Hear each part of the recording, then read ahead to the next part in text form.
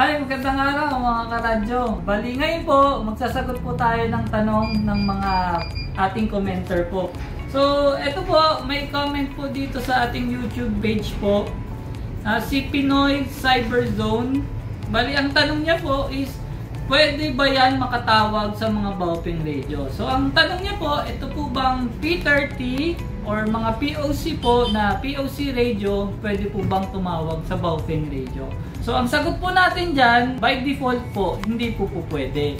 Kasi po, ito pong mga POC radio po natin is cloud na po, server type na po sila. So, PTT over cellular na po sila. Yun po ang ibig sabihin ng POC.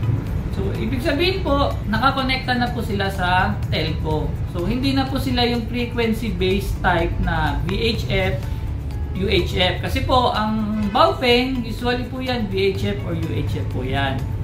So, ito po, iba na po ang kanilang frequency. Same na po sa cellphone. So, ayun po. Sana po nasagot po namin yung inyong katanungan. Pag meron po kayong tanong, pwede po kayong mag-comment sa aming YouTube, Facebook, and TikTok po. Yun lang po. Maraming salamat po. This is Gerald from Gerald Store PH.